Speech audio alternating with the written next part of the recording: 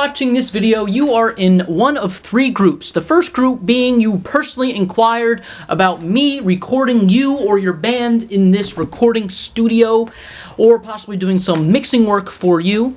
You are in group 2, which means you are personally thinking about turning your home recording studio from a passion into a business. Or group 3, you have a crippling addiction to watching videos after videos on YouTube. Turning your home recording studio into a business venture is a risk that could lead to some fruitful rewards, and many people have done so with varying levels of success. Now, over my years of being a YouTube star, I have been asked by more people than you could possibly imagine to either record in my studio or do some mixing work or some collaboration of some sort.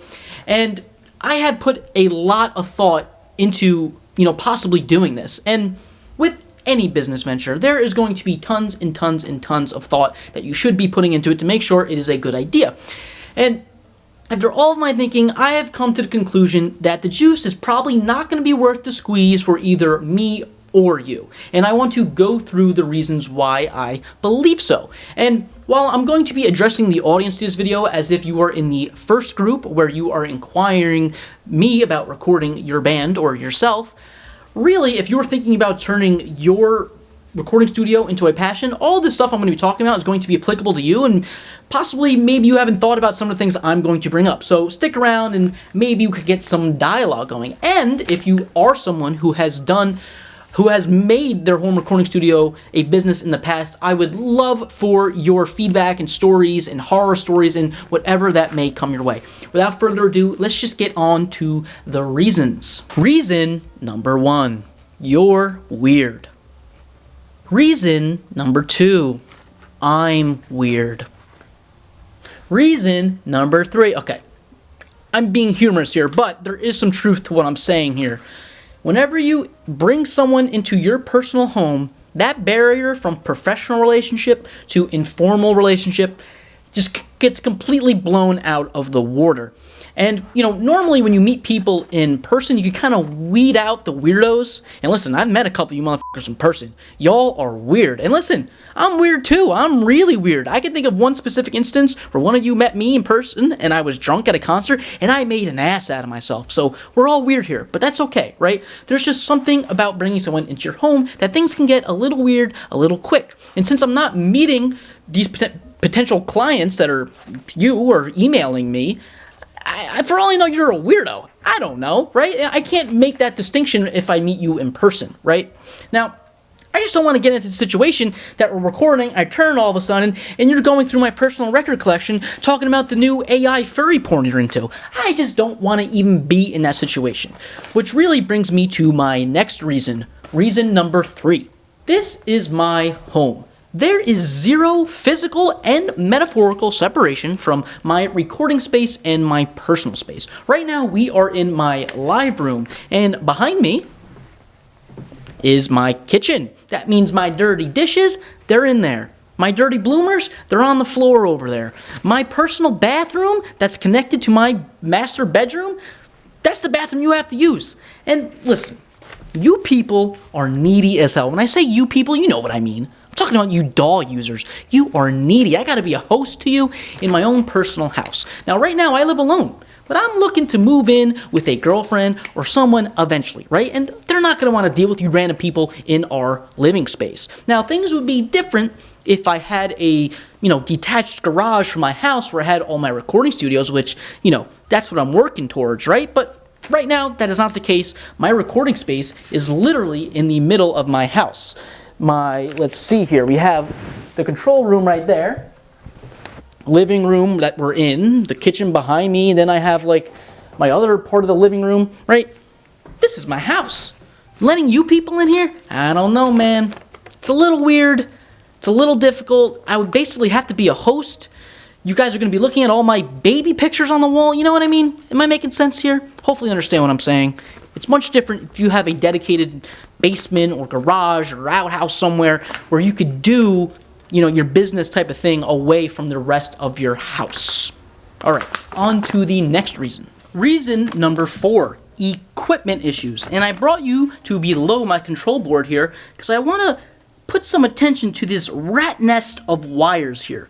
That is not by design. That is because I am cramped in this tiny little control room that I like to call, and all of my wires and connections and my equipment are all cramped back there.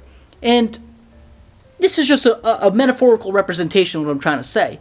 And this rat's nest of wires leads to all sorts of issues. I am constantly dealing with analog type of issues in this studio all the time. Even when I record with my friends, sometimes we're down for an hour because I'm trying to find, one cable back here that went bad, or I have an intermittent connection or some buzzing, and I just can't put myself in a situation where I am having someone pay me and I run into an issue like that I'm not able to fix quickly. Now, in a professional recording studio, there's enough space, there's enough maintenance that goes on, there's enough spare equipment, spare cables, that if something comes up, you could easily work around it, and whatever broke for that session can be fixed later on. But I do not have that luxury. I have a somewhat limited setup, and really my limitations here really come into play, and I just can't get myself in a situation where me and you are taking our sweet time off and I run into a silly little issue where something on my board stops working, and I am constantly dealing with these issues. And that's just kind of what comes with the territory when you're buying low-end vintage gear like I do. Now, another big equipment limitation that I should mention here in the same reason is that I have no ability to recall the settings on my control board or my equipment here, right? And in the modern world, with the way people are expecting to make music, this is a gigantic limitation, right? Especially when people ask me to do mixes for them, right?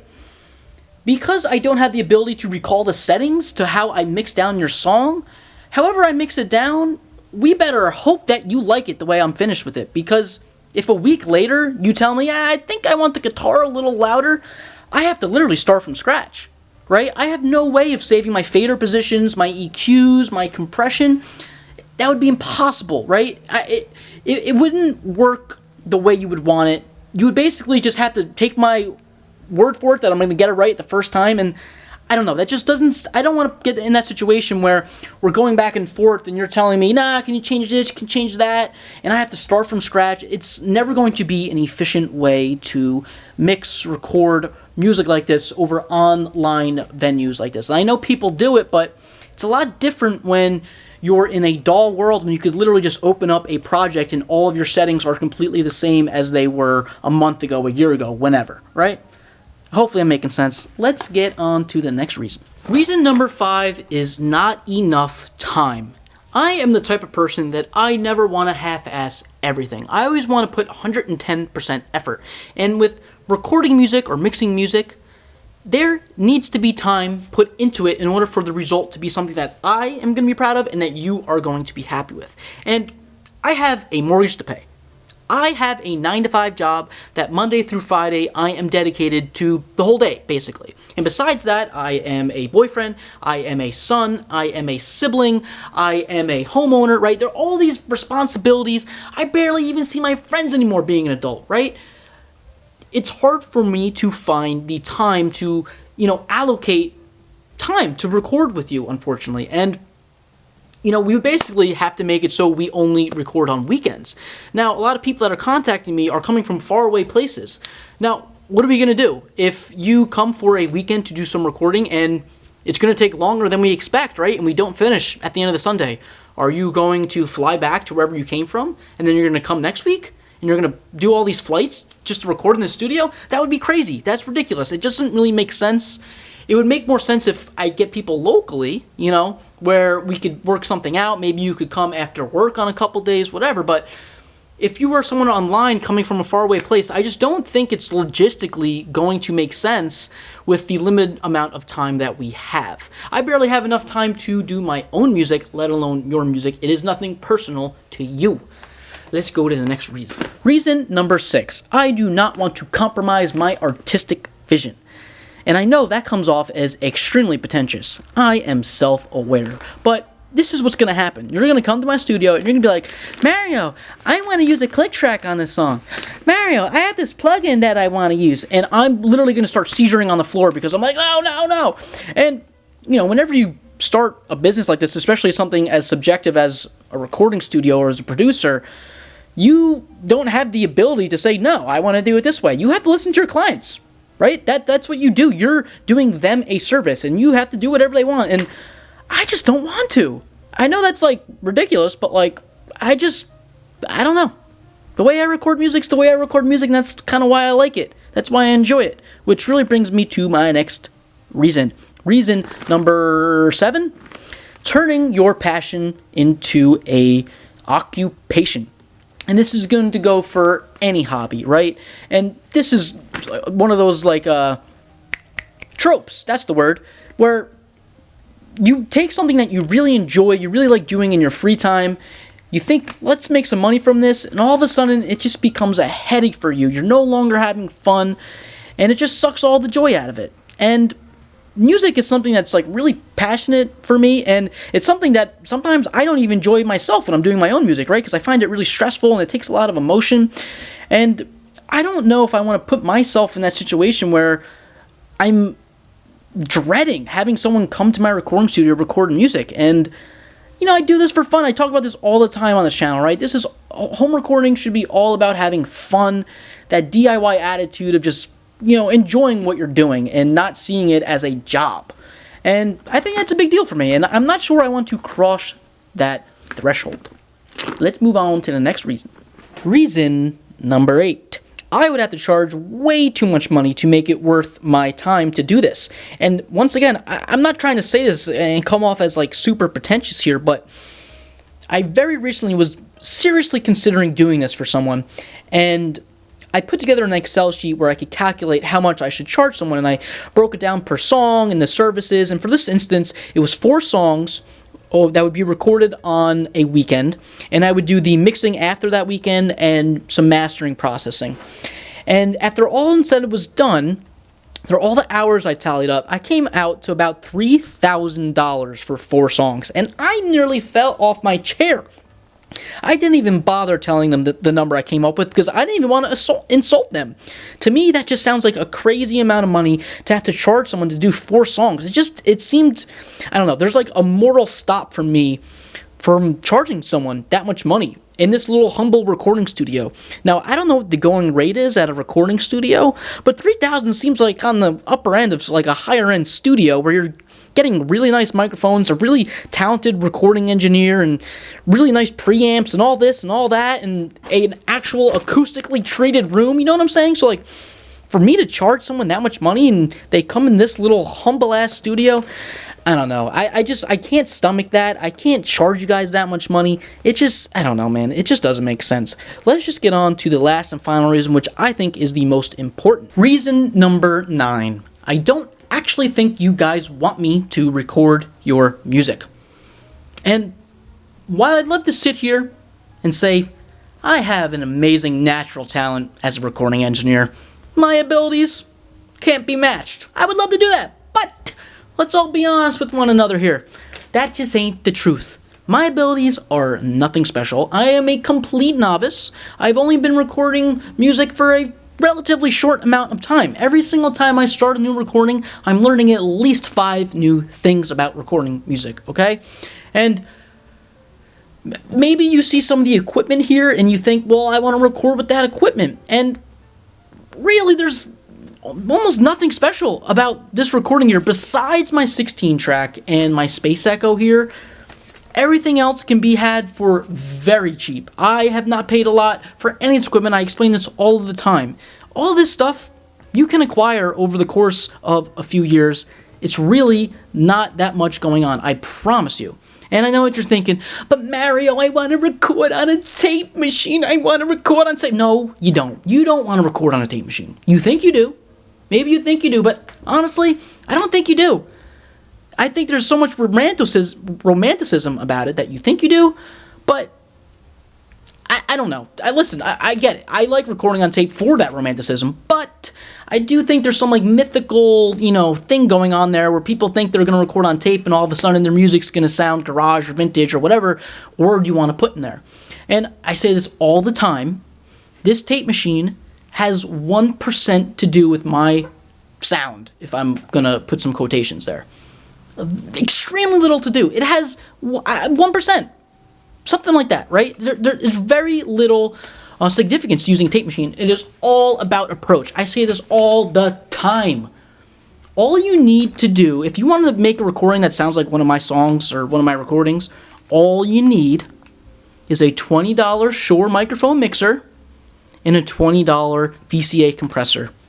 That is it. And a reverb. You put some reverb in there. But that really, I'm telling you, that is all you need. Nothing in my studio is special, especially the room, actual room itself. There is no acoustical treating. It sounds terrible in here. Nothing special here. Nothing special with me. I'm telling you, anything I can do, you can do better. And really, that is the whole point to this channel. It is me trying to show you guys that there's nothing special to all this. There's so much, mysticism out there about recording music, and I just think almost all of it is full of shit. And really, I'm always trying to influence you guys to go into your recording space and to make music. I get emails all the time saying, Mario, I recorded this song, and I'm just not happy with it, I want to come to your studio to re-record the song. If you're not happy with your recording, try again, do it again. I guarantee you'll change new things, you'll try different mic positions, you'll try maybe changing something with the song itself. There's so many things you could try. I'm telling you, if you do it, you are going to have so much more fun. It's like the famous saying goes, teach a man to if you give a man a Tascam, he'll record for the day. But if you teach a man to Tascam, he'll record for a lifetime. Put that on my headstone, baby. Now, that's all my reasons. So to summarize, it's because you're weird. But in all seriousness, I would love to hear from some of you jabronis out there who have made their home recording studio or recording passion into a business. And I would love to hear how it went. Am I just making mountains out of molehills here? Am I making sense? If some of the things I'm talking about, did you go through? I really want some feedback here because I'm doing a lot of talking and I'm not doing a lot of listening. All right? That's it. I'll see you guys next time, baby.